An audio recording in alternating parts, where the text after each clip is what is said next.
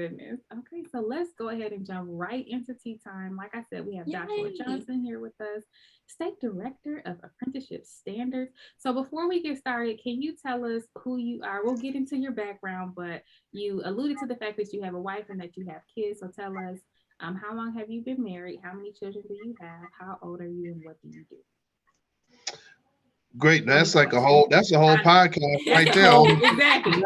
Like we ain't got no time for nothing else. No, but Joshua Johnson, I'm 44. I just turned 44 on the 29th of July. We've been married for 3 years. We've been together for 8 years. We have 5 kids.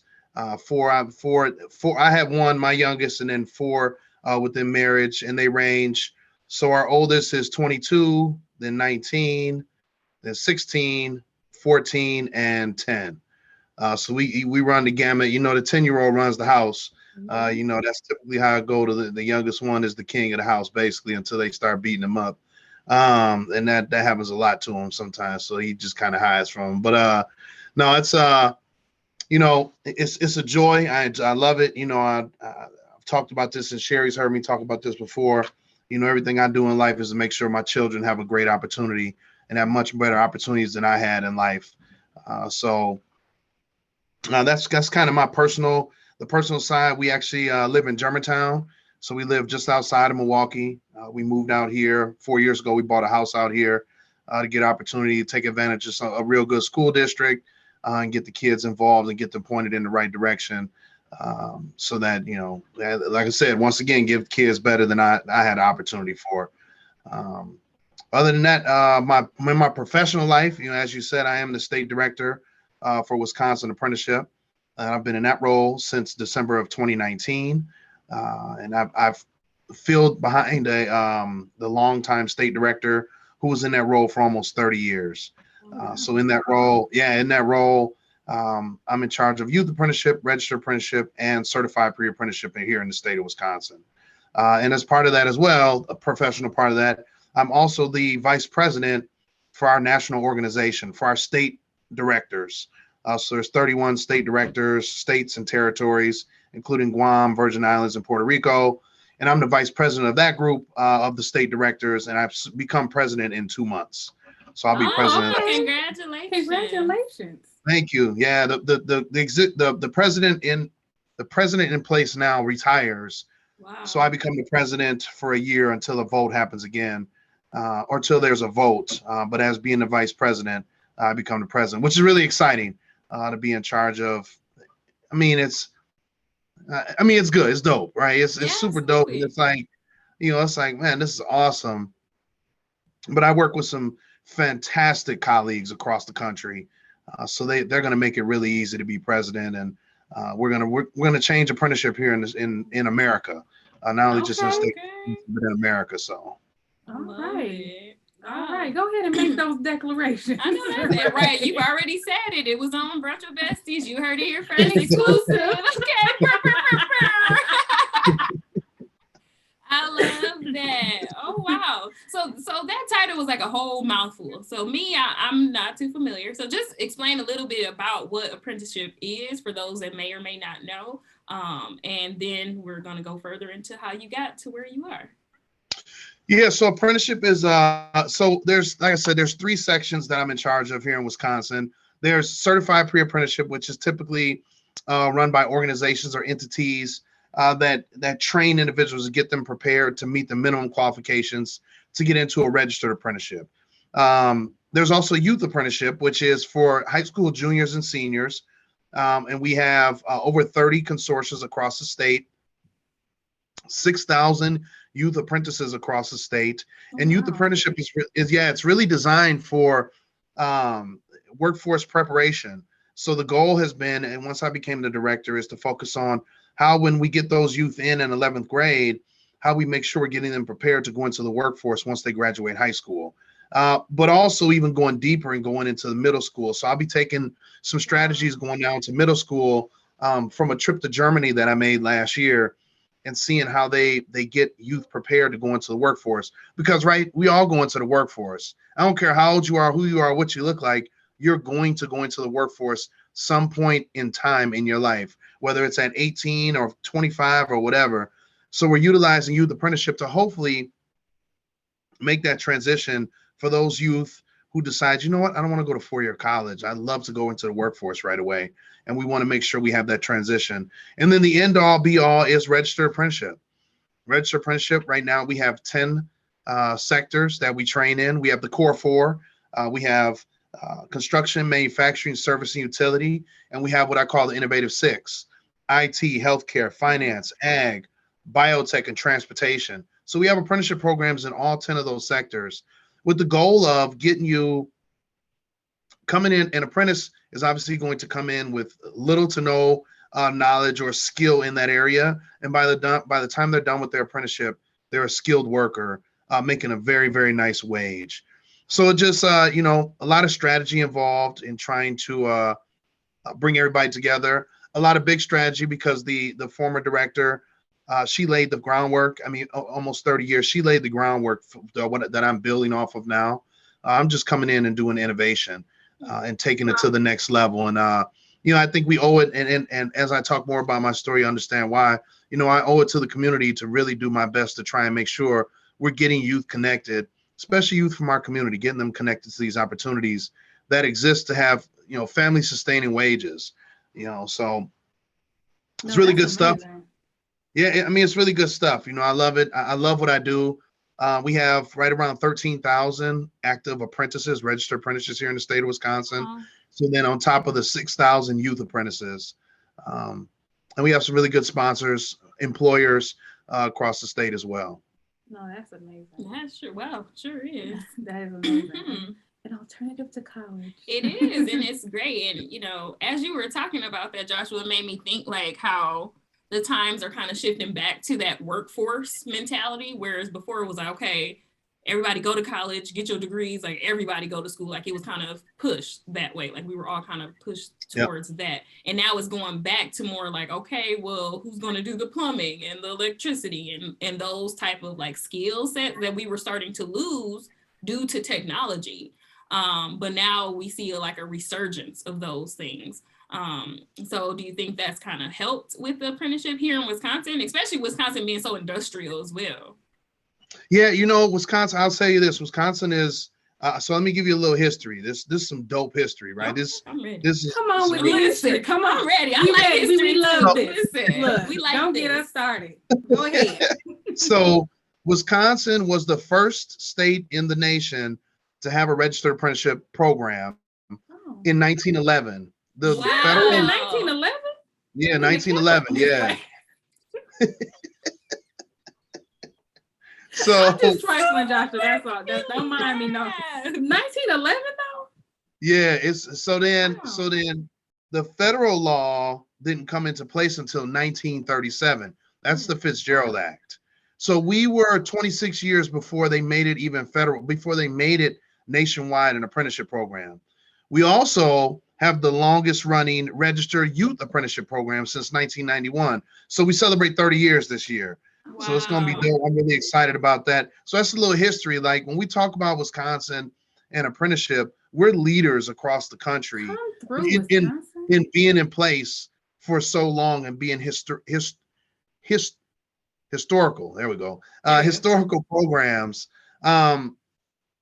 And we bite, and a lot of it, obviously, here in the Milwaukee area, that's German heritage. So when I went over to Germany, we saw a lot of, how Germany does things in apprenticeship. We do the same thing. And we even received accolades like, wow, you guys do apprenticeship fantastic. And so many other states across the country as well do apprenticeship great.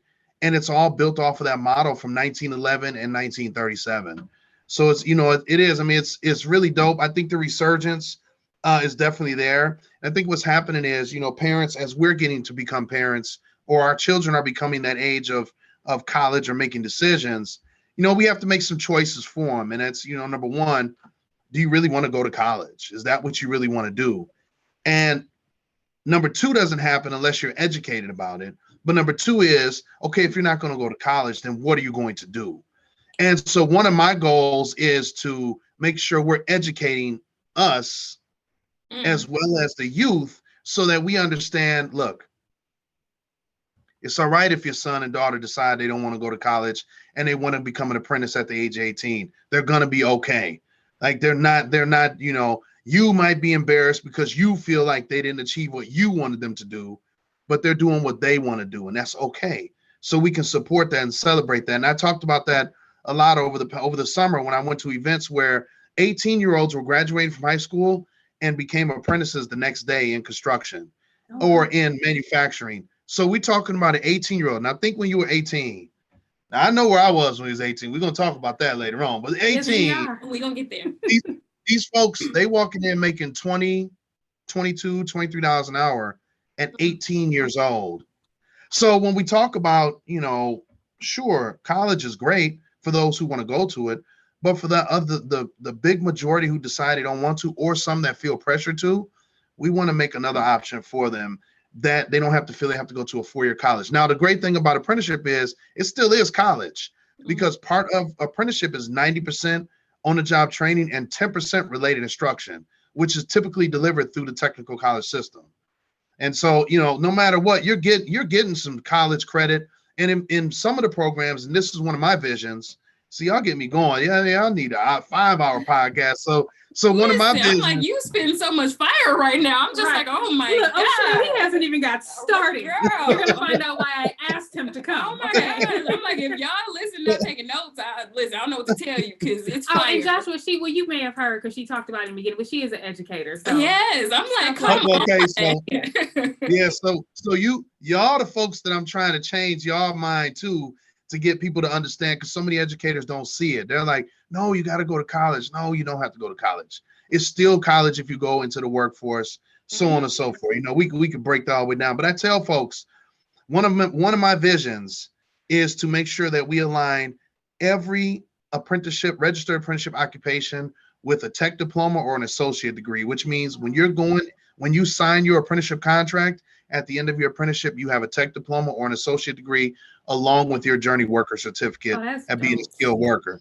That way we can get the parents, we can get the educators, and we can get the kids to understand this carries just as much value as if you went to a 4-year college. Yeah. But yeah, I mean, we're going into the workforce. That's what it's about. Yeah.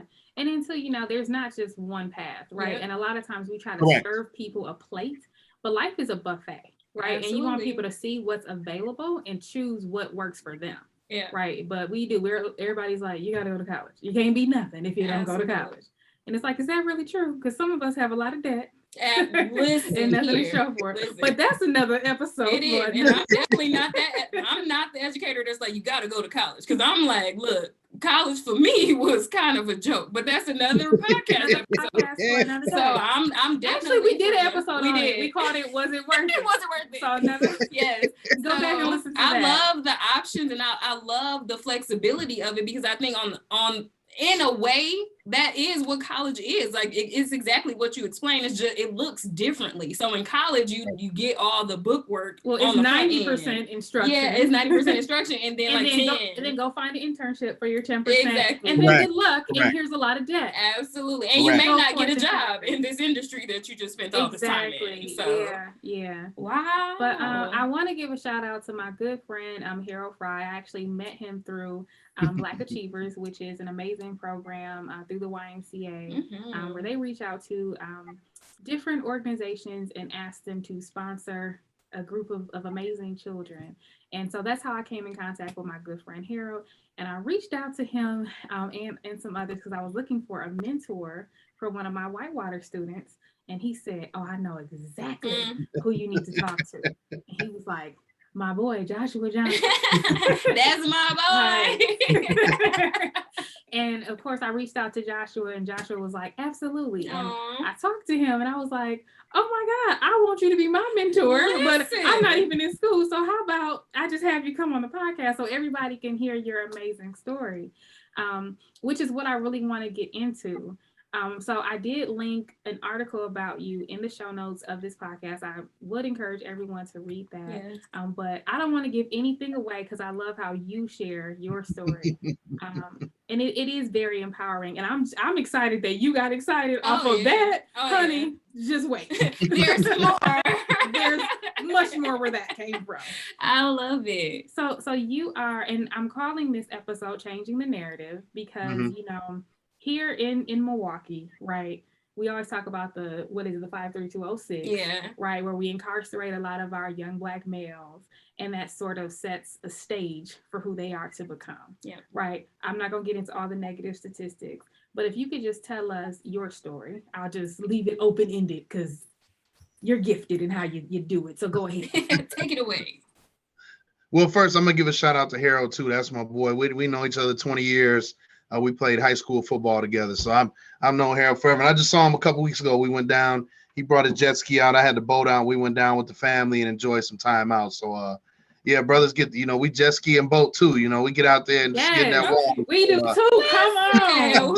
We like adventure, too. Exactly. Right. We sprinkle regular magic out there in the water every now and again. And caves and hiking and boating and all kind of things. We with all of that, okay? That's what I'm talking about. That's changing the narrative right there. That's changing the narrative. That's dope. No, but and I appreciate you for bringing me on and inviting me to come on to talk. And that story that you linked, that's like a real quick snapshot of who I am and what I've become. And that, I got to give a shout out. One of my staff actually wrote that story. He's a former journalist. And I'm like, man, Department of Workforce Development wants to write a story about my past. You want to take a shot at it? And he was like, sure. And he wrote it. He did a fantastic job. It was definitely beautiful. Shout out to Andrew Casper, one of my policy analysts. He hooked it up. He was able to scratch his itch with his journalism that he doesn't do anymore. But yeah, so, I'll take it to the beginning, and then I'll kind of just walk us through there. So, at 17, me and a few of my buddies decided, and we still don't know to this day who decided, it was a good idea. Let's go commit some armed robberies. We had no clue what we were thinking. We were a bunch of kids who didn't get in trouble in school. As I said, I played football. One of my buddies had a scholarship to go to college. Me and my other buddy, we were going to go to college down at Parkside together. It was our senior year of high school, literally the last month of high school for us before we get ready to graduate. And then somebody came with an idea, let's go do some armed robberies. Well, obviously I got caught in the meantime, or in that process of getting caught, you start going through the whole, I'm 17 now, going through this whole adult phase where I'm in prison or I'm in jail and I'm getting waived into adult court. You start going through the whole court phase. I think one of the hardest things at that point was, and this is the beginning, right? So I have no clue. I'm a child. I came from being with my mother and my father, and here I am now. I'm in jail, and the door locks behind me, and I can't do anything. And I mean, it's just a total change of thought. But then on the flip side of it, it wasn't a change of thought because I didn't know anything else about the world. So I didn't even know what I was missing unless I saw it on TV or I heard people talking about it. So it was really weird. It's just one of those weird times, right? It's like, I don't want to be in here, but I really don't know what I would be doing if I was not in here, Right. So it's like, you haven't been exposed to anything. Went through the whole process, ended up getting sentenced. I was facing 420 years.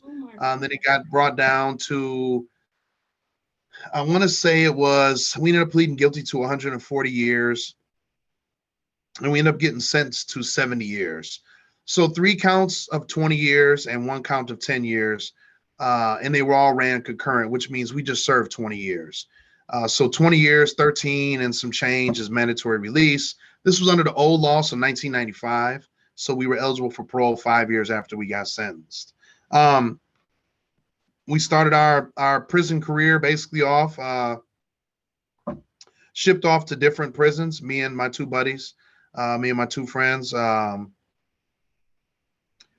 And we all had different experiences, which is weird, right? I mean, it's just, I don't know, I guess we go to different prisons and we just have these different experiences, of what we're exposed to, what we get involved in, and then 2 of us, or actually all 3 of us, were sent out of state back in that time, because in the late 90s, there was this rampant lock 'em up phase where they were overcrowded. The prisons were overcrowded. So 2 of us ended up in Texas. 1 of us ended up in Tennessee. And I did 2 years down in Texas in a county jail with like 20 people in a bunk room. I mean, it was just crazy. As I look back at it, it was just crazy. Just, my from the age of 17 to 27, I was in prison. And, some of the things that I think about back then, it still blows my mind, put it like that. And when I've talked to my brothers, my friends as well about it, there's some things that just, it just blows your mind that you like, that's become parts of your life experience. It's just weird. I don't know. It's hard to explain it. But then I got out, had no clue what I was going to do. I just know I wanted to get out because now I'm 27, right? So at 17, I'm like, well, I don't want to be in here, but what would I be doing when I get out? Now at 27, I'm like, get me the hell up out of here because I'll do anything besides being in prison. And that was my mentality, was just let me get out of here so I can just go on with my life. And I always remember on the yard, I used to say it all the time, like, man, I'm never coming back here. And there would be a lot of people, they would tell you, don't jinx yourself. You're going to come back when you say stuff like that. Man, I used to look at them fools like, yeah, believe that if you want to. I'm not coming back to jail ever. Ever. That's it. I said what I said. Listen, this is a manifestation. I said I'm not ever coming back here again. Wow. I didn't say I might not come back, or if this don't happen, I'm coming back. I said I'm not coming back. And I stood on that. And there was, a good friend of mine, shout out to BattleBox Video Games, Bryant Wilcox. Me and him sat many, many hours in the dining hall and sitting there in the day room and just really talking about what our plans were to manifest. And we talk about, and I hate to go off on other folks, but I give him a shout out. He's over on 55th and Lisbon, right? We used to sit there and he used to draw the battle box, like his whole theme. I saw that almost 20 years ago when we were in prison. And it's crazy because he was drawing it, talking about. So you talk about manifestation, and I think I ended up getting around other brothers who were manifesting their destiny as well. And that helped keep me focused, and as well to not get discouraged by believing I'm never coming back to prison. Well, I got out, got a job. I was in Green Bay at a work release job, and I asked them to give me a raise, right? I'm like, hey, can I get a raise? Like, can I get paid now like I'm a free man, not like I'm still in prison? And they're like, we'll give you 25 cents when everybody else is making $2 more an hour. I was like, all right, no, don't even trip. I got you. So I called a buddy of mine in Milwaukee. I said, look, man, another guy I knew that was in prison with me, who now was a manager at a construction company.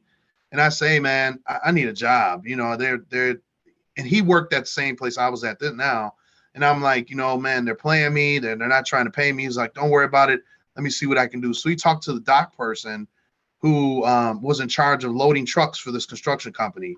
They told me to come in. It was $10 an hour, right? It wasn't life-changing money, but I didn't have to drive to Green Bay anymore and stay up there for the week. So I started working there, and his brother walked up to me one day and he said, hey, man, you ever thought about being an iron worker? And I'm like, nah, man, I just want to load these trucks, man, and get paid my little $10 an hour and stay out of everybody's way. Now, because I only been out now, I got out in December. So this is probably like, I don't know, maybe February, March, right? So I ain't trying to rock no boat. I ain't trying to change up nothing. I'm like, nah, bro, I'm good. I'm just trying to stay free. Right. Listen, I'm trying to learn my way. I'm trying to stay free. I don't want to do nothing but stay free. I'm just trying to get out of everybody's way, just to do my thing. But he was like, man, if you ever think about it, let me know. I'm gonna get you connected. Well, what I found out is he was planting that seed, right? So he planted the seed. Somebody else planted the same seed a couple months later and said, hey, man, Walsh Construction is hiring. And I was like, oh, okay, that's what's up. Maybe I'll go down and apply. He's like, no, you need to go apply. So once again, that's the seed getting watered. So this is, and Sherry, this is the part of the story, when I talk about. So from this point forward in my story, now you'll see where everything just started changing for me and how my life has pointed me in the direction to where I am now and what I do. So it was a good 9 months up until this point, 8 or 9 months, that I really was just floundering out in the world, not really knowing what I was going to do, but I was just free. That's all I cared about, was being free, right? I always think back to the first day I got out. I missed this part. My mother and father, who were divorced by now, they came and picked me up, right? We went to Walmart. We went into Walmart. The story captures this. I walked up to the Walmart, and, for 10 years, I've been using the same deodorant, toothpaste. I walked up in the Walmart. It was like the heavens opened up. And it was like I was like, man, all this kind of stuff. Like it blew my mind that there were so many options to choose from just for deodorant or toothpaste, right? So that's a very small capsule of my life that I really had to try to figure out how to make decisions. Now, it's been almost 27 years since 17 years since I got out of jail, and it still takes me a little time to make decisions. But it's just old habits die hard, I guess. But so a buddy of mine said, go down here and apply, right? I go and apply. I walk in, get an application from the clerk or from the assistant. I go sit down. I start filling out. I get to that question. I'm gonna ask y'all, what question? It's question 4 or 5. What question is that? Have you ever been convicted? Look at that. See, that's what I'm saying. Everybody there. It's always there. Everybody knows that. Even if it was expunged, removed, or you were a minor, right? Or it's like in the last 7 years, have you been convicted of a felony or something? Exactly. See? That's what I'm saying. Everybody knows it's there. Well, I get to that question. And in prison back in the 90s and the early 2000s, they taught you to write on there, we'll discuss an interview, right? So I was about to write that down. Now they don't teach you that anymore because that's actually the worst thing you can. We'll discuss means you're going in the garbage because they know now there's that air that you could be telling them a lie or something. So, they teach you now to kind of write it out and be forthcoming. But I was just about to write it, and 3 guys came from the back. And when they came from the back, they started looking through a stack of applications. And every application they pulled out, someone had been to jail, had been convicted of a felony, a misdemeanor, everyone. So one of the guys said, I would never hire somebody that's been to jail. Well, I already know. I'm like, I don't even know who this dude is, but clearly I'm not going to be working here. So I was just about to, put on there, we'll discuss interview. And there was a guy, his name is Jay Titus, changed my life. Jay Titus looked up and he said, not me. If someone's desperate enough to steal, they're desperate enough to come to work every day and make money. Now, what I didn't know at the time is Jay Titus was the superintendent of the project at the Market Interchange for the leg that we were doing, the North Leg. I didn't know that. And what he was doing was looking through a stack of 200 applications when these 3 yahoos walked up, and he was trying to find 2 people. He found one, and the second one eventually was going to be me, right? But he found one, and then when they, they kind of looked stupid at that point, right? They thought they were saying something clever, and when he shot them down, they were like, all right, let's just go on back in the back and twiddle our thumbs and do whatever interns do, right? So I finished filling out my application, turned it in. I asked the woman, what happens now? And she's like, somebody will be in touch. We already know now my application went on the bottom. It's like 200 applications. And I know it's no lie. I'm serious about it. It was like 200. It was a stack. So I asked, well, can I stick around and wait and talk to this guy? And she was like, I don't care. So I sat there for like 10 minutes and waited till he got off the phone. And when he got off the phone, I walked up to him and I said, I want to say thank you. He looked at me, he gave me that puzzle look like, what does this dude want? And he was like, what for? And I said, I want to say thank you because it's a guy like you that would give a guy like me a chance. And he still looked perplexed, like, what are you talking about? So then I said, when you talked about hiring somebody been in jail, he goes, grabs my application, starts looking through it. He comes to the question. He's like, all right, tell me about it. So I killed it. 60 seconds. I basically was like, look, man, I just got out. And at that time, I was that was my first wife. We were engaged. Well, we weren't engaged, but we were looking toward getting engaged. She owned a business. I was like, I'm never going back to jail. I just got off work. I got boots in my car. I could start working today. I just laid everything out there to let him know that I was never, ever going back to jail and he could take a risk or take a chance on me. So he's like, no. Well, here's what I want you to do. I want you to call. At the time, it was WRTP Big Step. They offered this subsidized wage program for any employer that hires somebody who goes through the trans program. Basically, it's a pre-apprenticeship program now, but it basically gives you basic skills. So I was like, man, I could start working today. He said, no, it's 4:30. He was like, call them and then call me back. I walked out the door, got on the phone with them. They were like, all right, Mr. Johnson, you're in the next class next month. I called Jay Titus back, said, look, man, I'm back. I'm in the class next month. He was like, no problem. We'll be in touch. That was Thursday. So Saturday morning, them days that change your life, you never forget. Me and Pops going out fishing at Pewaukee Lake in his Dodge Ram, 98 Dodge Ram. I remember it, the perfect day. We're going to Guarantee Bank to get some money out to go to pull some money out the ATM. I get a phone call. It's 6 o'clock in the morning. Jay Titus on the phone. Jay Titus says, hey, Josh, you still want to work? You still want to work construction? I was like, yes. He said, report Monday morning to 6th and State. And from that point forward, I got out there. He said, you got 2 weeks to prove to me that you're worthy to be out here, and I'm gonna get you in the union. And then a few months after I was out there, he brought me the blueprints for the job, for the market and interchange job. And so I want you to read these and learn these. And, I was, and at that time, that was really hard for me. And here's the part where, while that was life changing, it was really hard for me because every man and woman that gets out of prison, we all feel like somebody can tell we've been to prison. And so it's that confidence. So my confidence was shot, but he saw something in me that I didn't see in myself. I went on to have a real successful career at Walsh, spent 5 seasons there, built Milwaukee highways. Also down in Chicago, I built highways to Dan Ryan, I-88. Had very successful career while in construction. And my youngest son was born. Once my youngest son was born, I decided, you know what? I can't do this 80, 90 hour a week. I can't do this. Like this not going to work for me. I want to be there. I want to be there. My father worked all the time. I was like, I want to be there to raise my son. So I walked away. Went unemployed. I started a business, traveling the country, doing like commencement speeches or sharing my story to prisons as well as to anyone who would listen. If you can't tell, I love to talk. Anyone that would listen, I would share my story. But that didn't become, back in my son was born in 2010. Reentry was not talked about. That was not a sexy term as it is now. I love to see it now because it's getting funded. It's getting the light shined on it that it should. But back then it was not. It was not a part of the conversation. So I ended up having to walk away, and then I ended up coming into government. Started with DVR, got into DVR as a business service consultant, ended up working my way into apprenticeship as an apprenticeship training representative, the section chief at the time. So this is a promotion. The section chief decided to take another job. So I applied after a year as a field rep to be the section chief, got that. And it's funny, I always tell this part of the story because it's hilarious, right? So I'm interviewing with the director, the woman who's been there for 30 years. And during the interview, she's like, I got one more question to ask you. All right, so it's off panel, right? So in state government, all your questions are scripted. But this question she wrote down as her off panel, right? That she only could do with over 30 years of state service. She was like, why you want this job? And I told her straight out, because I want to replace you when you retire. And she folded up her piece of paper and was like, I knew that ever since the first day you started here with apprenticeship. So from that point forward, it was just my confidence was continuing to get boosted throughout this whole process, throughout my career.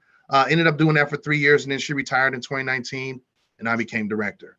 So that's kind of like a walk through my career part of it. But there's so much involved in there where, I made that decision first and foremost back in prison. That's when I knew that, number one, I would never go back. But now where I'm at now in 2021 is based off of those conversations I had on the yard saying I'm never going back to prison.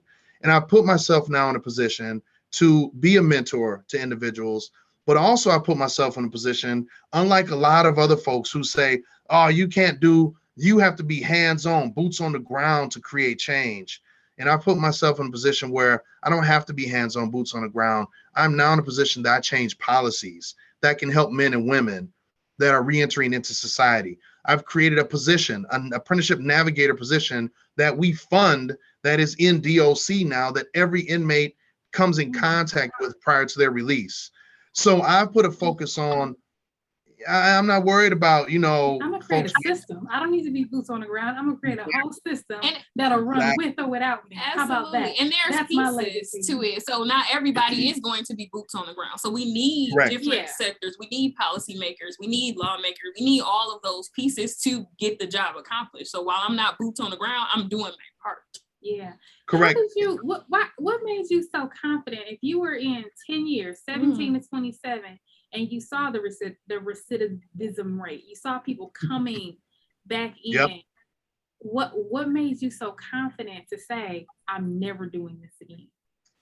I think it's a mixture of a lot, right? I was dumb. I was young and dumb, right? So I just, when you're young and dumb, you're like, all right, man, whatever. You're like, can't nobody tell me what I can't do.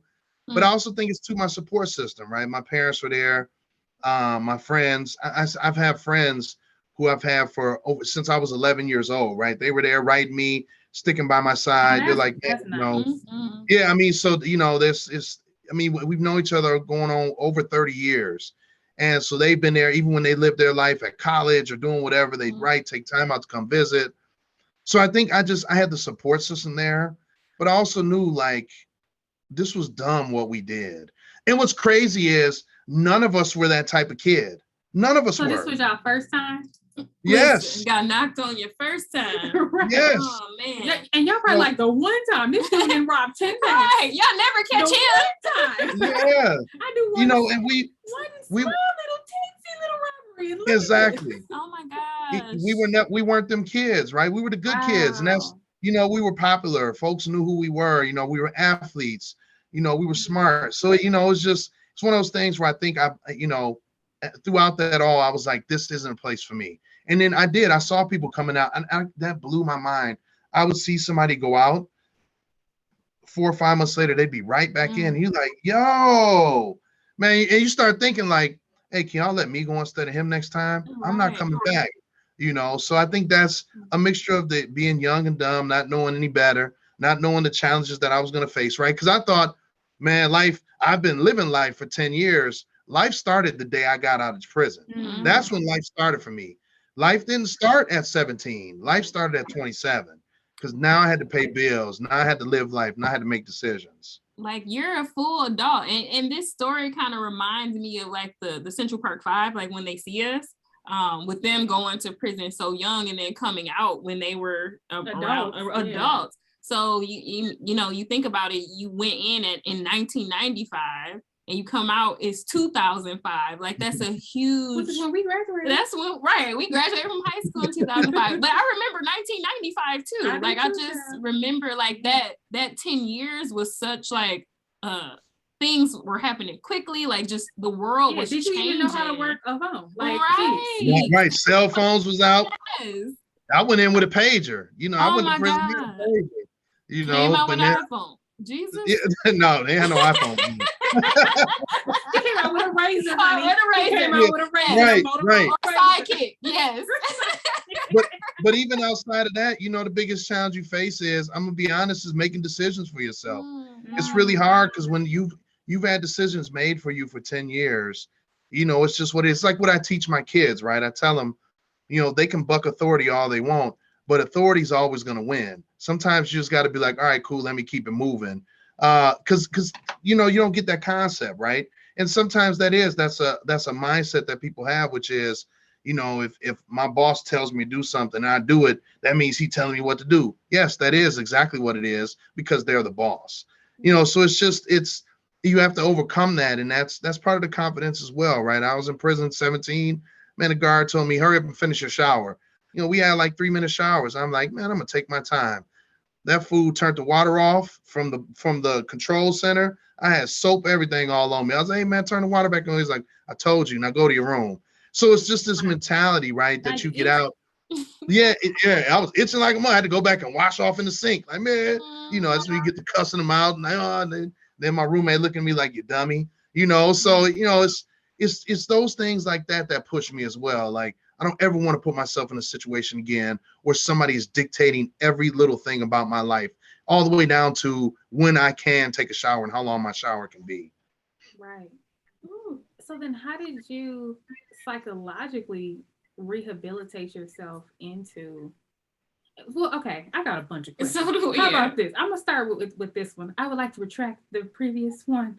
How do you not become your surroundings, right? Because now we've only seen prisons depicted on film, right? So I don't really know what they're like, but there's, from what we see, right? It seems like a lot of gangs in prisons. How do you not become your surroundings so that you can be so focused on, I'm getting out and I'm not coming back here? Yeah. Or like that dog eat dog mentality. Like, I gotta be like tough and hard and. Right. So, it's funny. It's, right now, so I feel I'm an alpha male, right? And I guess that's how I feel at this point.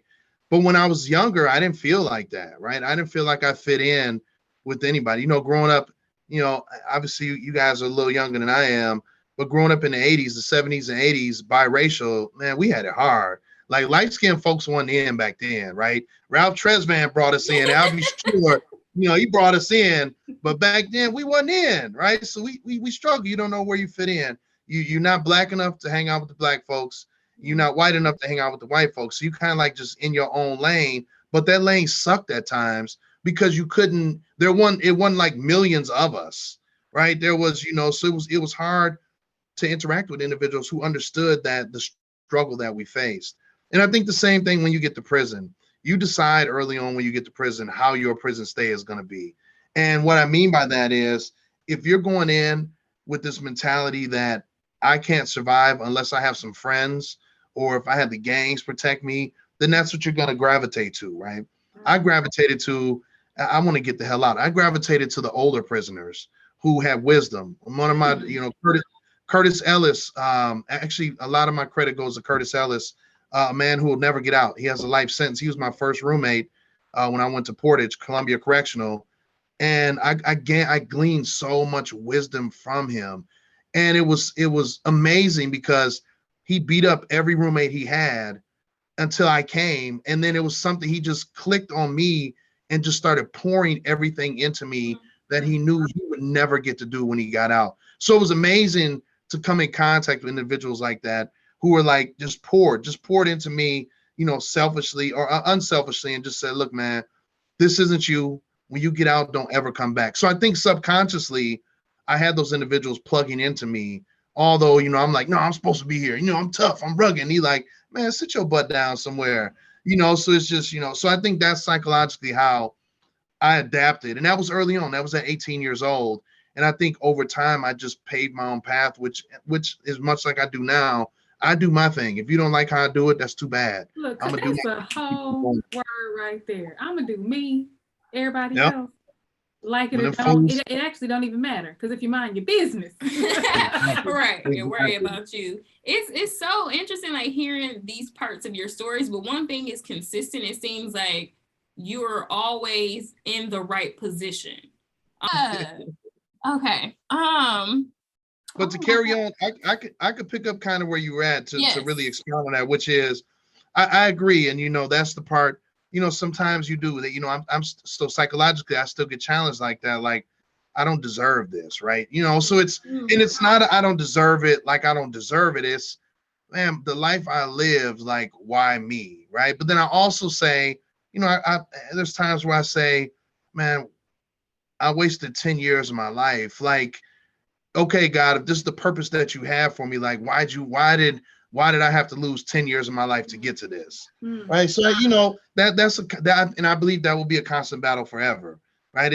I lost 10 years. I can never get those 10 years back. But it's, to me, I've always said everything that I do is going to be to pay back society for what I took from it. And that's been the biggest focus that I have. And that's why I've continued to push forward. So it isn't so much, or it is, I'm in the right place, but it's also, I'm prepared for that opportunity. And I think so many people don't get prepared, right? They're like, this ain't going to happen. I don't know what's going to happen. I don't know how this is going to, I'm already prepared. Like, okay, if it plays itself out, great. If it doesn't work, then that's cool. And I think that's helped me out as well as being prepared, not just going in there fumbling around. I'm pretty quick on my feet. So, I can pick up on things. I pick up on people really fast and understand what they're talking about, so I can really just engage right away. Yeah. No, that's good. I was listening to something the other day where this psychologist was trying to tell her patient, because he was like, I don't deserve this. Like, how do I make it right? How I can't go back and undo it. And she was like, you make amends, right? You live a great life. Right. So you do things for the community, you pour back in, and that's how you make amends. And I was like, oh, that's good. Because there are lots of things that we have done, in our lives that we just can't take back. Wish we could, but we can't. Right. It is what it is. The damage is done. Right. But it's really about how you allow it to change you going forward. Am I going to let that define me and become that thing that I did? Or am I going to choose to make myself better and make my community better because of it, or in spite of it? So. Yeah, and I think that's, like I get, and this isn't, but I get honored, right? People honor me. I mean, they pay homage to me, and I honestly, I'm like, like I'm super duper talkative. Like, you get me around, I'm going. But as soon as you put the spotlight on me, I'm like, man, I'm humble. It's just, to me, it's like everything I do it because I need to and I want to, but there's a reason why, and that's because I'm paying society back. So, I'm always humbled by it, and I always appreciate the kind words that folks give me. But it is, I get shy, and it's hard to imagine me being shy, but that's how I get. It's just like, my wife does it to me, and she'll be hyping me up, and I'm like, chill out, I'm cool, I'm cool. But it is. I think, God has put me in a really good place. Even though, like I said, sometimes I don't feel like I deserve it.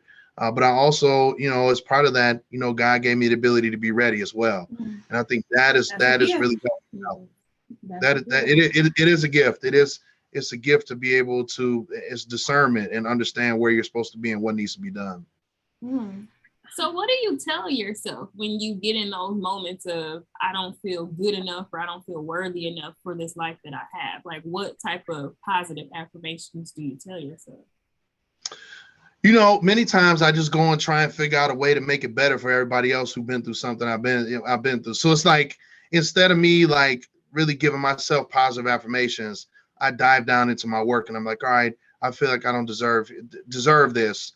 So let me go in here and see what else I can do to make it better and easier for those coming up behind me. Right. So that I kind of dive in. Now I know that's probably, that's me burying myself in my work. But that makes me feel better. It makes me feel good to be able to dive in. But, I do tell myself at times, like, man, this is, because it's hard. It's tough. I mean, it really is, to look and see where I'm at now, the beautiful house I have, my family, my job, my wife. It's hard for me to realize like who I was from at 17 to where I am now at 44, to really understand how that comes into play. But then also it teaches me, right, that every day in your life is just a snapshot. Like that shouldn't be your whole life, right? I'm MA number 305178. That's who I was at 17, but that was just a snapshot. That wasn't who I should be for the rest of my life. So I just keep pushing forward, and I keep saying, you know what? I got to do good for my kids. I need my kids to understand that they can rebound from things that happen in life. So, it's really not so much positive affirmations, just much more, I'm focused. I'm mission driven on being successful. And I think that's probably the key. Like, I don't want, and maybe that's I don't know, that's a selfish way for me. I don't want anyone to ever look at me any different than they do by saying, oh, he's been in jail. Like, so I tell people real quick when they're like, well, have you ever heard that he's been in jail? Or, if somebody says something, like, look, man, I don't care. I don't care what you think about me. When I've applied for jobs, I went through a process where I applied for a job before I got into state government and went through 3 interviews, and they said, oh, you've been in jail. Yeah, we're not going to be able to hire you. And it was for Kaplan College. I was going to be working with their at-risk student population. I was like, duh, who else better to work with your population than someone who's been through it? Yeah, I know that's a long story, but that was one of the, is that, hey, what can I say, right? But look, this should have been a qualification that you were looking for. Must have been at risk, right? So you want somebody faking with these at-risk kids who won't believe them, because again, kids don't want to hear what you know. They want to know that you care about them, and what way to care about them is to be in their situation. And so have the empathy and the sympathy, and then to be able to show them that you can change and you can still have everything, because I'm your example. Right. Like, if I can do it, you can do it. Like, what? Oh, wow. When one goes, but sometimes and I did. That was funny. I beat myself up. I did. I was like, man, but that was my first time like experiencing that. And it was from that point forward that I said, you know what? I could care less what anybody says about me. If they don't want me, that's cool. I'm gonna go do what I got to do. Somebody gonna want me, and look where I'm at now. And that's kind of how I felt, and this isn't, no one could ever say that this was given to me. I earned every minute or every second that I'm in this position. I earned it. I worked hard. Nothing was ever given to me. And many of those who are real close to my story know that too. Nothing was given to me at this point. I've worked my butt off to earn this. Yes. This is how did you get to the point where you didn't have shame and you just owned it and you were just like, hey, that's who I was. And as a matter of fact, it's to your benefit, employer. Let me show you this skill set that I have, right? It's funny. To be honest with you, probably in 2016 is when I finally got to it, when I became a career executive in state government. I think that's when I started to lose the shame. It wasn't like it was prevalent, but I think it was still there, right? I think I had all this built up stuff of look what I can do, look who I am, and I had no authority to make it happen. But then in 2016, when it just sounds weird, right? I became a manager, like I'm in charge now of 14 people, like I had no more shame. I had arrived. And I felt like I have arrived. Like I am now in a position, somebody saw me worthy enough to put me in this position and take a chance on me. So now watch what I do. And it's funny because from 2016 till Karen retired in 2019, Karen was the former director. Like she would tell me, apprenticeship is going to be yours. So everything that you're doing, you need to make sure it's what you want to do when I leave. So it was like someone believed in me.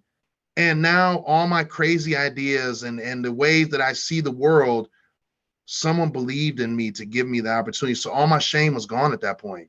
Like seriously, it's funny to think like that. It took that long, but it really did. And now I have zero shame. I don't care. Somebody like, oh, you been in jail? So what? Beat it. You want to talk to me? No. Okay, that's fine. Because I don't care. I could care less how people feel at this point. And that's also what I try to teach individuals that I come in contact with, that I mentor. Like, don't worry about what others think. And you cannot worry about if you worry about what people think, you might as well just go on and just do whatever you're going to do and just lay up and never do anything in life.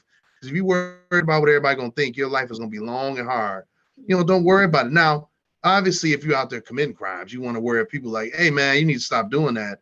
But if it's your past and it's it's a part of who you were, figure out a way to tell that story and you just move forward and don't worry about what people had to say. Because, what I had to learn too, on the low, my wife ribs me all the time and say I still act like I'm in prison, just so y'all know this.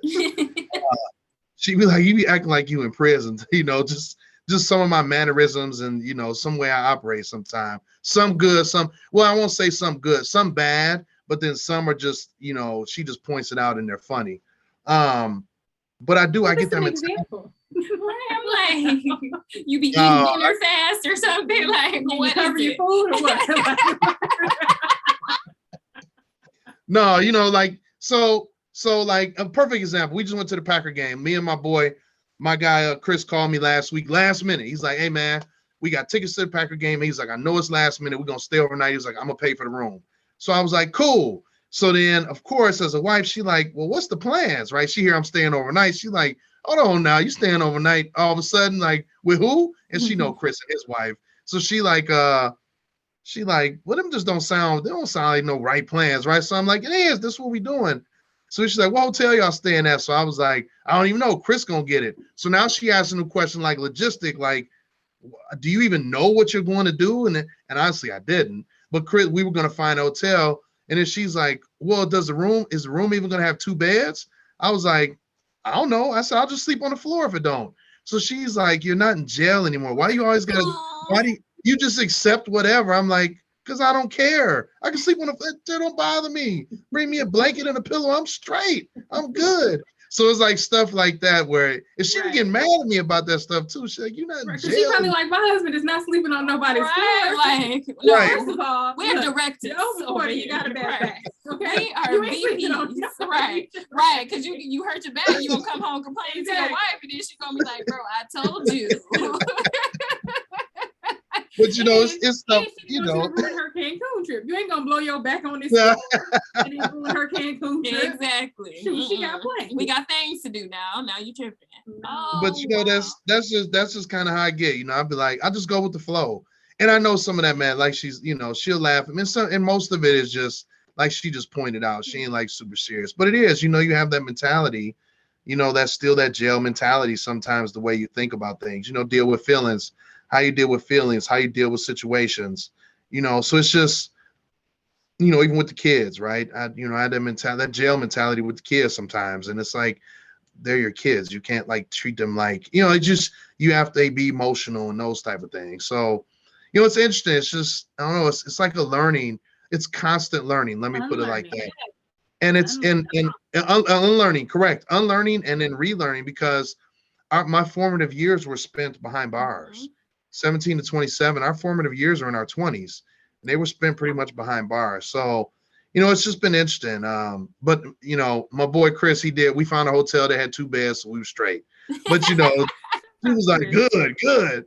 I'm like, but I roll with the flow, and I feel like, to me, I think that is probably what got me so far in life. And I feel like that sometimes, like, I'm able to just go with the flow. So that makes me really easy going, and folks, they're attracted to me because of that, because I'm not difficult. But obviously I shouldn't be sleeping on the floor at 44 years old. But hey, No. if that's what it called for, I'm gonna make it happen. It's just we can make it do what it do. So That is so funny. No, but as you were talking, so right now you work in state government. Do you have any aspirations to do like more government? Like, I don't know, like more like politics. Yeah, more like politics. That's what I was trying to say. I was gonna say, like, let me help you out with your question. Thank you. Because I was like, what? Okay, I'm like, more government. I'm as government as it can right, get. like, man. What more government do you want me to do? Not more government. So, I've thought about it, but I don't know. Yeah, I'm a practical dude, right? So I'm pretty much apolitical, right? I see good and bad in everything, and I think that prison has done that as well. Is I'm able to look at things and say, okay, I can agree with some things over there. Oh no, I don't agree with this, right? So I haven't really focused on that aspect of it to go into politics. I've really just focused on it, and it's funny you bring this up. Me and my wife, we just talked about this in Cancun. Like, I'm at the pinnacle of my career in apprenticeship in state government. I'm in charge of the whole state, right? I'm at the pinnacle for state government. I don't know what's next, and I think that's scary, right? I could retire. I could stay here for 22 years and retire, but I don't know if that's what I want to do, right? I think I do want to focus on continue to grow, but I want to have impact, and I think that's key. If an opportunity came my way where I have impact like I can have here, then yeah, there'd have to be some serious conversations. But if not, money's not a motivator to me. I live a very nice life. I mean, we have things we need. We're able to go on trips. So money's not a huge motivator to me. It's about impact. I really want to make a difference, and I feel that's what I owe society. And in this position now, I'm having an impact. Right now, if you drive all of Milwaukee, you see billboards. Those billboards are part of an outreach campaign that I'm funding through grant dollars. There's a city bus driving around Milwaukee right now with the apprenticeship splashed all on the side of it. Never before have we done that. In Madison. So in the urban areas where I want folks to get into apprenticeship, they're being focused on. We're making sure, and if you look, I always pat myself on the back because this is dope, right? The little 30-second commercial that I had created for apprenticeship, every apprentice in there is a real life apprentice, and they're a woman or a minority. Like, that's just unheard of. And it's about the representation, the imagery that I want to get across of who can come into apprenticeship, that it is for everyone. And I think that's a big focus, right? For me, that's my purpose. My purpose is saying, I want to give every Black and brown child, whether woman or man, an opportunity to understand they can make a great living in apprenticeship. And I always laugh because I tell this story, and it's in Germantown. When I moved here, I met the superintendent, as being one of the only Black families out here. I met the superintendent. We had some conversation. He found out what I did professionally. He shared a story with me. He was like, man, the senior high school juniors and seniors take the ACT, and when they do, they take it at the school, and the 9th and 10th graders go on a field trip that day, right? Or they set up a field trip. So this year they were setting up a field trip for them to go and tour the manufacturers in the area. Now, some of our strong apprenticeship manufacturers are right here in Washington County. So he set up a trip. The day came for the trip, 60 to 70% of the parents called their kids off and said, my kid's not going into manufacturing. They're not doing that. They're going to college. So I looked at him. Now, of course, I'm not surprised. I was like, yeah, welcome to my world, buddy. But I said, anytime you want to throw an event for parents, and we spent millions on a CTE wing at that. I say, anytime you want to throw an event for parents, let me come be a speaker, and I'll give them my address and tell them to come out and see where I live, so they can understand that I live right amongst them, and I've never stepped foot in college. So, it's that impact, right? That true impact. Being Black and living in Germantown, right? My friends, they be ribbing me, but at the same time, they like, dog, you live way out here. Like it blows their mind, because sometimes they like, man, I couldn't live out here. And other ones be like, man, like, just think about where you came from. Just think about where you came from. Think about where you came from. Yeah, like, dog, you was in jail and you live in Germantown. Like that's crazy. It is. That's amazing. We're like right down the road. Yeah, we should have had you come to the studio here. We're over here in Germantown. And shout out to G-Town. Yeah, okay. I think we're the only Black business in this building, but that's neither here nor there. Right. Wow, I love that.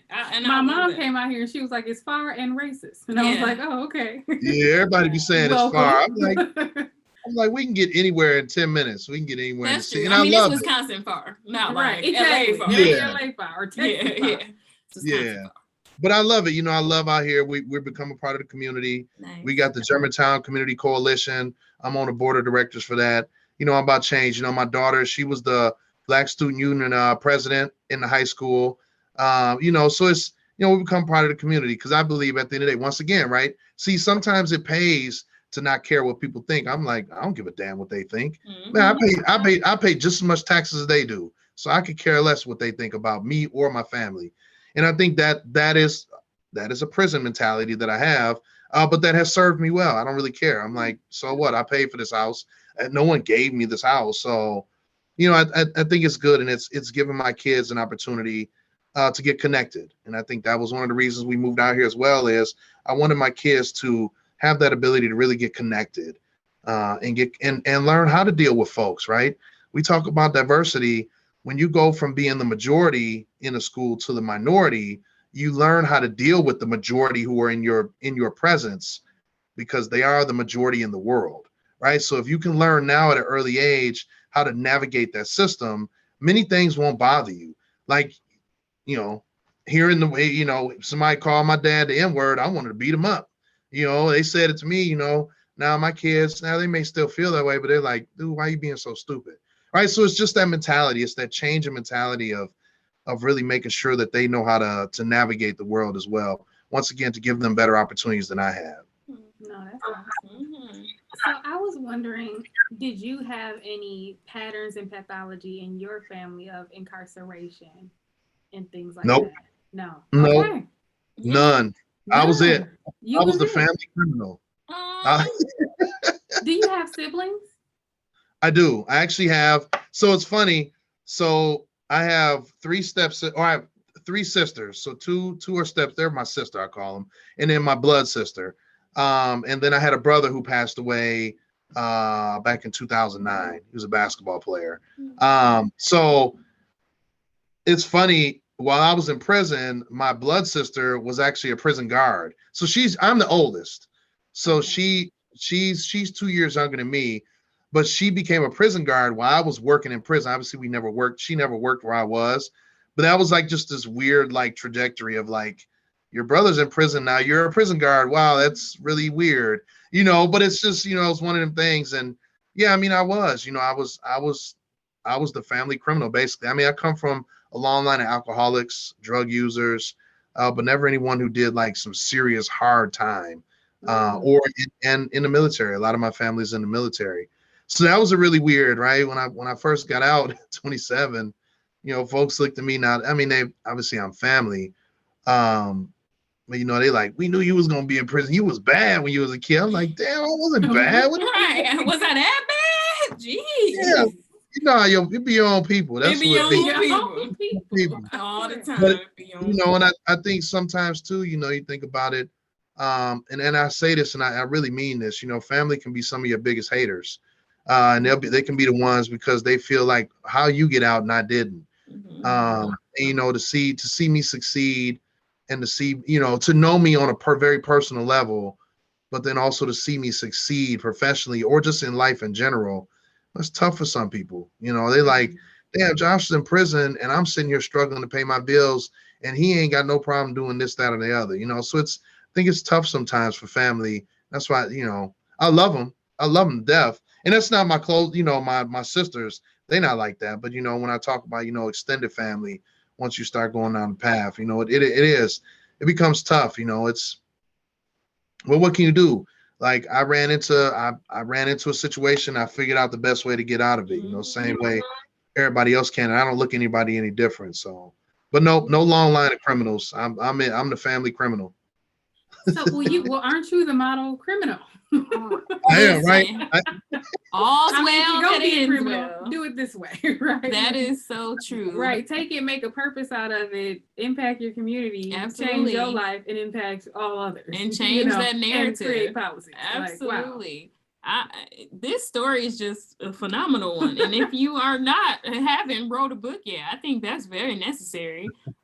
Because this story is just so like empowering. Like you definitely like put a fire under me to be like, okay, girl, like go don't on. You just want to be better? Yes, I just want to be better. You don't know exactly what at, but I just know that better is inside of me. Like, cause it's right I'm not here. exactly sure where, but I know that I need to be better. But I do want to know, like, how can young people find out about apprenticeship? I'm just thinking about my nephew. I have a nephew that's 20. And I'm always like, okay, like college doesn't seem like his thing, but he's working now. Shout out to my nephew. I'm proud of you, man. I don't say it enough, but I am proud. But I do think like apprenticeship would be good for him. So how will young people like get into that? How can old people? How can any people get into apprenticeship? Okay, so we were talking about how you are a model family criminal, and then we were segueing into how people can learn more about apprenticeships and how they can join people such as your nephew and just people in general. So wisconsinapprenticeship.org, and they can find contact information. Typically there's some positions I created, apprenticeship navigators. We have one in the Milwaukee area, and we have 5 across the state, 1 within the Department of Corrections, and then 4 placed across the state. And they cover large territories. And what they do, their number one job is when someone such as your nephew says, hey, I want to become an apprentice. They reach out to the navigator. The navigator starts asking questions. They kind of do some light case management, basically helping them decide what it is they want to do and really pointing them in the right direction. So that was one aspect that we were missing from apprenticeship, which was before the navigators came on. If you asked, if your nephew came to us and said, hey, I want to be an apprentice, we're like, oh, good dude, that's awesome, great. Go find an employer, and what you do will get you into an apprenticeship. So I put in now where we have people who are there, that middle point, and they, no pun intended, they help navigate the apprenticeship system. So, your nephew or anybody else, visit our website, wisconsinapprenticeship.org. Wisconsin is spelled all the way out. And they'll find the apprenticeship navigator for their area, and they can reach out to them, and they can help start pointing them in the right direction. Yeah, that's great. That's amazing. Sure. Yeah, I'm definitely gonna be sharing that with him tonight. But no, I think that is great because like we started off this discussion that college is just not for everybody, and that's okay. But just finding something. And a lot of people drop out, and then they're stuck with a bunch of student loans, but they don't have the degree, so they're kind of like in limbo. And that's a hot mess to be in, So I definitely love this. I think it is, though. I think that's the key. It's a challenge. It's a big challenge because it's societal, right? When we talk about us, our community, I mean, you think about it, your parents and folks you ran into, what do they tell you? Like, you're only successful if you graduate from college, right? So that's where our community has it bad with that, which is, the only way you be successful in this life is if you graduate from college. It's like, that's false. Like, don't sell dreams, because a lot of kids don't want to go to college. My son went to Central State for 1 year, and I remember when I sat on the couch in the family room when he said he wanted to go, I was like, why? You hate school. Why do you want to go to college? Like, you thought high school was bad? College is worse. Like, and yeah, it's going to be fun, but you got to do work. Like, it's not, so it's like, dude, a year later, he was back at home. Now, him and his girlfriend are off doing their, they got their own place and everything, but it's this mentality. And I think when we talk about changing the narrative, we have changed the narrative in many different ways for our community, for our people. When it relates to success, you don't have to go to, I've never stepped foot on a college campus. Now, some people say, oh, you're a unicorn, you're an anomaly. No, I'm not. There's a lot of people who've never stepped foot on a college campus. You just have not come across them and seen them as being successful. Now, that's not to knock college, because there's some people who, we want people college educated for certain careers and for certain things. But there's others where you don't have to have that level of going. Or I always tell people, at 18, did either of you know what you wanted to do in life? No, Liz, I still don't sometimes, and I'm 34. Exactly. So how can you choose a major at 19 or 20 and say, this is what I'm going to do the rest of my life? You can't. Yeah, so I tell people, times like I did. Girl. Exactly. You know what you do? You like, oh, my friend going in this, or oh, for the guy that like, oh, the cute girl's over in this major. Let me go sign up over here. Right. But it's and at the end of the day, if you go into the workforce, they call it the gap year. But if you take a couple years off and go into workforce and decide what you want to do, now when you go to college with intentionality. And you're like, I want to do this, which means you're going to pay attention. You're going to do the things you need to do to create that pathway for yourself. So, I think that's part of what I talk about too, just in workforce in general. Be intentional, and let's look at that, and let's celebrate those kids. I said it. The news caught me perfectly when I did an interview a few months back. I was like, we celebrate kids when they graduate high school and they go to college. We celebrate them when they go play sports. We celebrate them when they go to the military. But when they graduate and they're like, I'm going to get a job at the local manufacturer, everybody looks at them like, dude, you're a loser. You're going to get a job because you can't go to college. And I say, it's time for us. We have to break that mold. We have to start celebrating these kids making a responsible decision to go into the workforce, because that is a responsible decision. That is not a right now, such as myself, looking for skilled labor right now. And I'm about to say they're gonna be the ones y'all would just show up for work. Listen, they're gonna be the ones being successful, because it's like all of those things in those industrial things, like we can't do that. That's what this country was built on. Absolutely, right? Like we need that. That's what the country was built on, and everybody. It's not like I said, there's 1,000 ways to skin a cat. I think my problem with the whole go to college thing is that that's all that they say. It's like, go to college. Yeah. And then you'll be successful. They don't break it down. What? Because some of it doesn't make sense, right? Like, don't go to a private school, major in education or like journalism or something like that. Like some stuff, like maybe if you have a scholarship, go here. The story of my life. They don't talk so about the money. Ways that we need to navigate college should you decide to go. And none of that is discussed. It's just like, go to college. And so then you come out with a bunch of debt, and then a lot of people still are underemployed. Yeah. Especially Black men. A lot of Black men are heavily underemployed right now. Agreed. So don't talk about the money first. Which is but that goes to, we can start breaking all the way back down even into middle school and early years of high school. We don't prepare kids for the workforce, right? We make them believe that when they graduate college with this piece of paper, that there's just a paycheck that's going to come every 2 weeks for that piece of paper. And that's not the case. Like, you have to work. 401k. It's like everything just comes right with it. Yeah, it doesn't happen. No, and so it's, we really have to change the way we're educating people and educating our kids and just educating parents in general, which is, there's greater opportunity than what they see. And I think that's been the biggest part of my outreach campaign. And I was very intentional about it. And as a director, I could be, and everybody just roll with it, because it is about getting women and underrepresented populations into apprenticeship. We have to, that is how you change. That's how you change all narratives.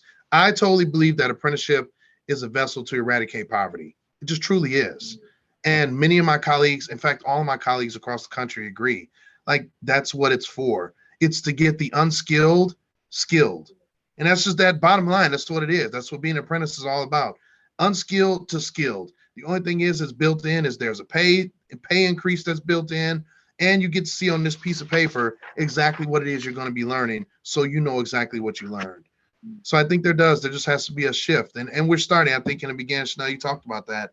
There's starting to be that shift where we're realizing we really need these individuals to get in. And I always say, open right now. Literally, if you go, I tried to get a taco the other day, and it was like, sorry, we didn't have enough people come in today. Dang. Not that you're trying to get people to work at Taco Bell, but I'm just saying, like, no, I agree. Manufacturing, I work in a manufacturing company. I don't necessarily work in the manufacturing office. I work in corporate, but nonetheless, that's impacting me.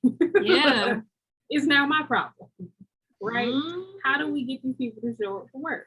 So it's definitely a need. Everybody can't do the same thing. That's not how the world is going to work. Yeah, not at all. Because everybody wanted to be entrepreneurs.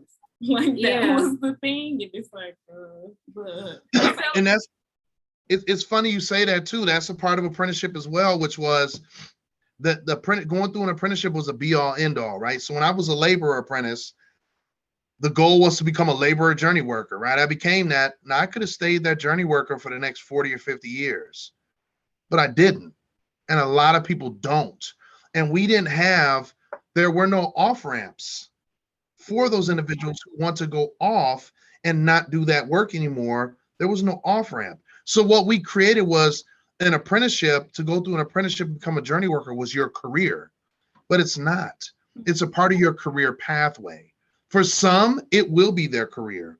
For others, it will be a part of their career pathway, just like having a paper route was, just like working at Burger King was. And obviously not to those levels, but in with the mentality of those career pathways, they just play a part in it. So that is another one of the focuses that I had, which was, look at me. I was an apprentice. I'm not a state director. Look at other apprentices. They're presidents of unions. Look at other apprentices. They started their own business. So when we talk about creating inclusion, diversity, inclusion, that's where I'm huge on it being intentional, which is, okay, the only way we're going to make sure that we can be diverse and inclusive is to create diversity and inclusion on the ownership side. That's how you get diversity and inclusion, because once they come through as an apprentice, become a journey worker, start their own company, they're going to hire in diversity and inclusion. You have to start that process, because you can't just keep forcing people in and saying, here, we want you to be diverse and inclusive. You have to now get people to go through, get them into ownership status, and they start to come in and recruit folks from their neighborhood. Right. So it's like a whole process. And I sometimes I blow people's mind when I share that, because they're thinking like, well, I didn't think about it in that way. I was like, I know nobody thinks about it in that way. They just think, well, the company just needs to be diverse and inclusive, or the occupation. It just doesn't work like that. You have to get people sitting at the table that are going to make those decisions to create diversity and inclusion. And that's how you start to get those folks. That's how you get people, getting in and understanding the opportunities that exist. We all, like our parents knew about A.O. Smith, right? You hear our grandparents talk about that. I worked at A.O. Smith for 50 years, right? And that's all we knew. We knew we didn't want to work in no A.O. Smith. I don't want to get dirty and be all wore out. It's like, but now it's not like that no more. So it's incumbent upon us, and I actually showed a lot of that weight. It's incumbent upon me to make sure that individuals know about those opportunities that exist. And bottom line, that's one of my goals. No, I think it's crazy, because like Chanel said, there is such a pendulum switch, right? Like, for whatever reason, around that 2005 time, it was like, go to college. Then it was, and don't just get that little bachelor's. Right. Now you gotta get a master's. No. You gotta master it. So then, of course, we had to do that. And yeah, I agree. I think that we really do need to start showing the buffet and not fixing these kids' plates, right? Right. And handing them college. We need to show them, if they choose college, because that's what they want to do, great, fine, support it. But if they choose something else, then celebrate that. Because we do, again, I personally need these skilled laborers. Yeah. So, and then too, if you are going to start a business, honey, you're going to need some skilled labor. So I don't understand everything. Like the crux of every business, it comes down to skilled and labor. Absolutely. Okay? So there's no way. Well, you got folks, you know how they be in the hood. They like, so when I meet with brothers, they be like, I'm like, all right, what you want to do? They're like, I want to flip houses. And I was like, okay, that's cool. You want to get in real estate? Cool. What is your heaviest expense in flipping houses? The renovation of the house. I was like, so why don't you go take an apprenticeship and learn all of that stuff and make money, have flipping houses as a hobby on the side, and you could be doing that work. And then when you're ready to open a real estate company or whatever, now you're ready. Like, see, it's that mentality, right? It's, I want to flip house. So they think they just finna dive right in. So now you're going to be doing all the work, or you're going to be contracting it out. How about you go and get an apprenticeship, become a carpenter, learn how to do all that stuff. You can do all that stuff on the cheap yourself, and you flipping, and now you keeping profit. But see, that's the mentality, right? That's just that's the game, as they call it, right? In the streets, that's the game. Folks don't share with individuals. Whereas me, I'm all about sharing the game for free. Like, come on, man, let's work smarter, not harder. Not harder. You know, Yes. and And then folks, too, later, if you do want to contract it out, at least you know that what you're really paying for. Exactly. Yes. Then you can really challenge these costs. You can really quote out what's going on. You're not just taking Yeah. the work for it. And then you can call out when they do a shoddy job. Mhm. Like, hold on, sir, you ain't laid this right. Right. You know, look, I Right. could have did Because this. I know this ain't right. Exactly. Listen. Correct. Wow. Because, and that's the thing too, is that typically if you want to start a business, they always say that you need to become fluent in every area of that business. Now that's not, you can't always do that, right? There are some skills that we just don't have, but Correct. when you can, it'll serve you in the long run, Mhm. right? Yeah. Well, it may help you it'll take care of your workers too that you have working for you. That's true. Yeah. Hey, like I mean, if I want to talk about work, right? I'm the director of apprenticeship. I have a journey workers card, so I served an apprenticeship. That's instant credibility when I go and talk to folks about apprenticeship. It's instant credibility with my staff because I've lived it. I've lived on that side, but I've also lived on the side where I was a field rep and worked my way up. So I think that many people lose that, right? They see one of my my really good brothers I know, James Graham. He does HVAC, and when he'd been doing HVAC for like 20 years, and when he runs across brothers and he tries to give them game, like, man, you could do this. Man, they ask him how much he makes. He tells them, they said, that I want to make that. I want to come in making that. And he's like, you can't. Like, you have to work your way up. So there's levels. You ain't coming in at 0 years to meeting what I'm making at 20 years. It just ain't happening. So now that person who comes in with 0 years, or that's coming to him with 0 years, if we can engage him 15 years ago, then maybe now he'd be at that point. So it's looking at how to engage them and really share that workforce knowledge so folks can be successful. Right. I'm about to give me an apprenticeship on the side. On the real. Listen, I was just thinking that. And it's so funny because at work today, a guy at my school today, he was like doing our ventilation and doing some of that HVAC type of work. And yeah, I was just like, wow. Like, and he was a young Black guy. I was like proud of him. Like, this is so cool. So yeah. At my job, we always try to outsource like Black businesses. So that was dope. When you see him, ask him, did he serve an apprenticeship? And he might say, yeah. He might be like, yeah, I served an apprenticeship. And he was fine too. So might be my way in. It's neither here nor there. But that's her new flirting. Like, did you ever serve in an apprenticeship? Right. You ever served an apprenticeship? Are you once an apprentice? Oh my God. No, but then too, if you have to go out and hire a group of guys and you want to interview them for the job, you can't ask them no technical questions because you don't know. Right. You just like, so can you start on Monday? Okay, but how about you ask them, what tools are you using? Something technical so that you have confidence that they can do the job and that they worth this money. Yes. Because a lot of people are so unsatisfied when they try to get people, when they hire people to do work on their house. They're like, and I paid this much and this other person paid that. Well, you didn't do your due diligence. Exactly. Okay? Nope, you did not. Or they get mad. Folks be mad too. There was a little meme going around, right? They was talking about something. I forgot. I'm really going to be paraphrasing, but it's like there was something broke on a ship and they paid a dude to come there and it took him 20 minutes to do and they charged like $20,000. And he like, why would you charge that much? Only took you all you did was turn the wrench. He was like, you're not paying me for turning the wrench. You're paying me for the years it took me to learn that this was the problem. And I think that's the thing, right? Folks don't know that. Exactly. You call folks to come fix your plumbing and you like, man, why you charging so much? Because I paid my dues to learn what the issue was. Exactly. Right. And that's missing in our community too, is, this ability to, we go with the lowest bidder. So, well, I mean, the corporate does that too, right? But in our community, we can't risk. I'm not taking the lowest bidder. I'm gonna get pretty close. But like somebody come and do some work on my house, I ain't finna just give it to any old body. It's like, oh, it's gonna be $10. Like, no, I know it's not that. And that's how you learn that, getting involved in the workforce, in apprenticeship. That's how you get involved. Like, no, I know it's gonna cost typically around this much. Yeah. So if somebody's trying to price gouge you, or if they're right where you need to be.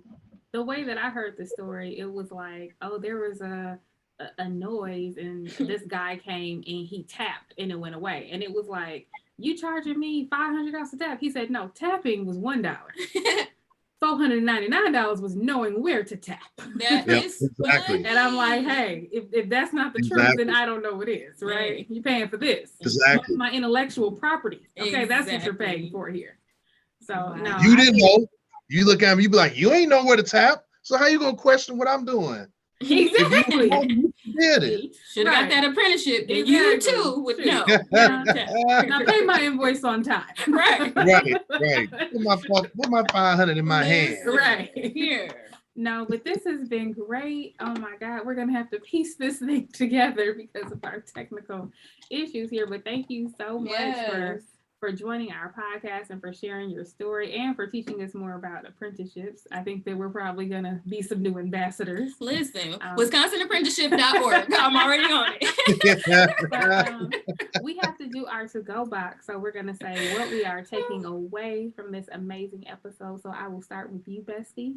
Wow. What goes in your to-go box? This was a great episode, despite all the technical difficulties. Our sincere apologies. I don't know what was going on today, but this was really great and very informative, and it felt good to learn something that I did not know about. So I think that part like really sparked my interest and my curiosity to learn more about what apprenticeship is, and how it could work for our community. But this felt very much so like I'm into Earn Your Leisure podcast. I listen to it a lot now. And this felt like a topic that would be on there. Like, it just felt like real. You were saying ribbon, like you're a director, vice president, you were saying ribbon. Like, I was like, this is so great. It just goes to show, like, Black people are so tight. And I'm glad that I got to meet you and hear your story, and learn about the apprenticeship and how wonderful and how uplifting it can be. All right. Joshua, what are you taking away? I'm probably taking away a whole lot, honestly. I only ate a little bit during this meal, so I just drank the mimosas. They was bottomless. No but it's I think one of the biggest things I take away is, the appreciation that folks have for individuals like me, right? You just continue to boost my confidence and knowing that what I'm doing is what I should be doing. And I'm not saying that in a nefarious way. I'm saying it in real, being able to be on here and share my story with obviously no judgment, but with adoration and thinking like, man, this is dope. Like, to think, somebody Black is in charge of this and they can say ribbon and they still professional, and so it, just that gives me a confidence boost that I constantly need just in life to keep going forward and keep knowing that I'm right where I'm supposed to be. And I don't have to question that. So, I think that's probably the biggest thing I'll take away is, I'm right where I'm supposed to be. I don't know where I'll be in the future, but at this point right now, I'm right where I'm supposed to be. Right. No, that's awesome. That is awesome. I have so much to take away. It don't even make no sense. But what I'm going to put in the to-go box is, number one, just being decisive and intentional, because you talked about even when you were in prison for 10 years, you said, I'm not coming back here. Even though every day you were still there, you had the nerve to say, I'm not coming back here.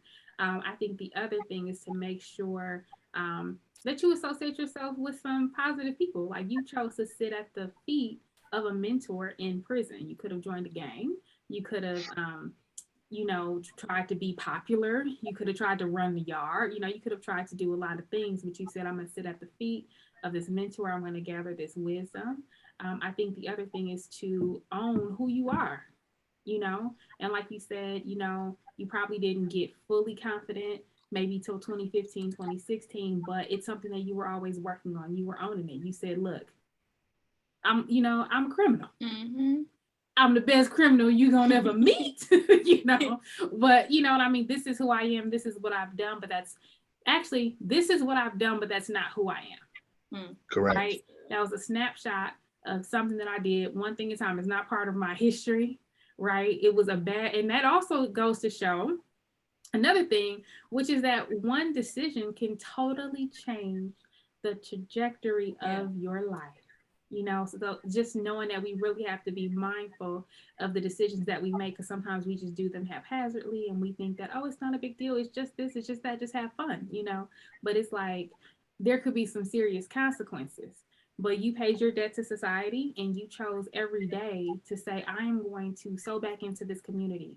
I am going to serve. I'm going to be a servant to my community and change the way that they view working. I'm going to skill them and allow them to earn their living. And you were also very clear on your purpose. That's a question that we always ask. Yeah. We didn't even have to ask. We didn't even because you just told us. Right. You already knew, like, this is it, y'all. Like, here's my purpose. And we was like, oh, okay. Right. Slid it right on in there. Right.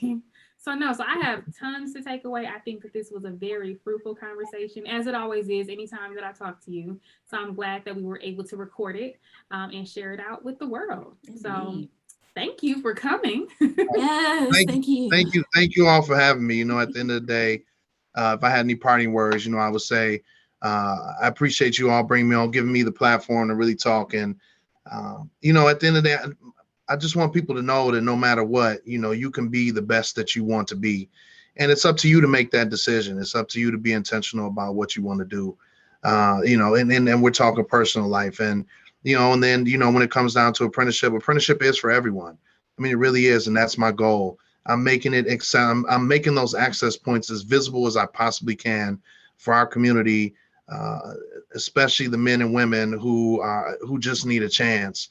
And those are the individuals who are in prison right now. I'm doing my best to make it as visible for them as well by funding positions inside the prison to help them navigate that process or to participate in apprenticeships and certified pre-apprenticeships while in prison.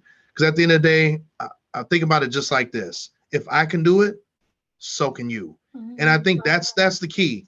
People have to understand that. People tell me all the time, wow, I sold drugs. I'm like, so what? I robbed people. What you trying to tell me? Like at the end of the day, if I can do it, so can you. But it has to be up to you. You have to make that decision. And once you make that decision, I can do many, many things to help you out down that pathway. But until you make that decision that you really want to do it, there's nothing I can do but just keep on watering the seed that's been planted. So I appreciate you all bringing me on. And I look forward to coming back again. We'll find something to talk about again and come on back and maybe do, you know, some more apprenticeship stuff or, you know, whatever else. This was a great conversation because it kind of dove into both professional and personal. So I appreciate the opportunity. I enjoyed it. Yes, absolutely. We most definitely will be reaching out to have you back on. This was really great. Yes, maybe with your wife. Yeah. That would be dope. She come on. Yeah, she been telling them she be talking about me there. I'm gonna have a live ribbon session. Yes, I love it. Yes. Yeah, you know, we have to set that up. Yeah, we would have to come there then. Oh yeah, okay. Come on, see us in the studio. Our doors are always open. Absolutely, we right down the street, so y'all ain't far. Yes. All righty. Well, thanks. I appreciate it greatly. Seriously, thank you so much. Awesome. Thanks for tuning in to Brunch with Besties podcast. Until next time. Peace.